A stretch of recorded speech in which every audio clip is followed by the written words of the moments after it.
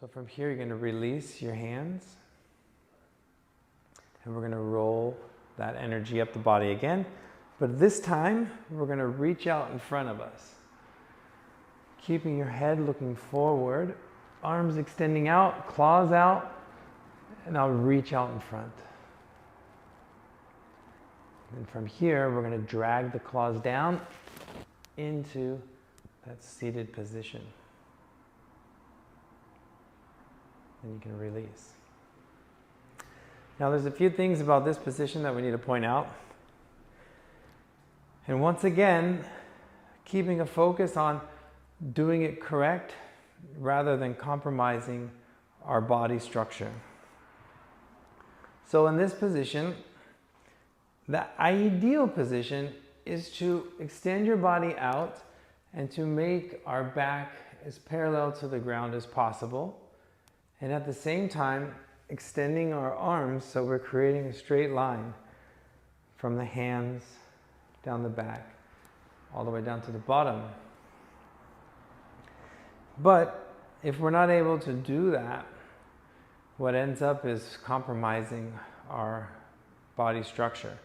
And so that's what we don't want to do. So let me give you a few options. So if you're not able to extend as far, if you're not as flexible, if you don't have that lower back strength or the flexibility, what can you do, right? So ideally, and this is as far as I can go at the moment, as we roll up, arms extending out, chin is up, so we're looking straight. The legs are straight, so we're stretching through the back, through the hamstrings. Lower back is straight, looking forward. And then these arms are up next to our ears. And then we drag down. Okay? So, but what I want you to do, if you can't go that low, it's totally okay. But we need to know where we're working on the body. And so right now, we're really working along the upper back, the shoulders, the back and the lower back. So what you can do, and what I've had my other students do in the past, is as you roll the body up, extend the arms up. The idea is we want these arms next to our ears and with our claws out, right? So if all you can do is come up and look up and bring your arms next to your ears the best you can, this is good. I would rather see this than see this, right? Because if I end up coming up and then I just roll my back, my elbows are bent, my chin is down, right? There's no stretch happening, right? And remember, this animal is the tiger. And the tiger has to deal with the liver, and the liver governs the sinews and the tendons. So when everything's rounded and curved and kind of flaccid, we're not working what we're supposed to be.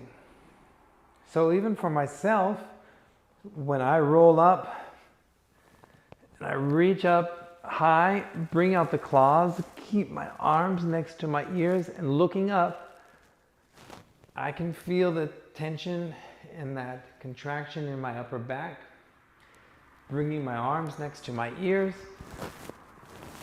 feeling it in my back through the shoulders. We're definitely working more of what we should be working when we do it in this way, okay? So if you're not able to reach out and then lean all the way forward, it's quite all right. It's better to keep your back straight, bring your shoulders up, or your arms up next to your ears as close as you can. This is the first step. Once you practice and you're getting better, you can slowly start to lean forward, slowly start to lean forward. As you improve, we can work towards making the postures look better, look stronger, right? But the idea is to make sure we're doing it correct. So in this particular case, correct means straight back, arms next to your ears, eyes looking up.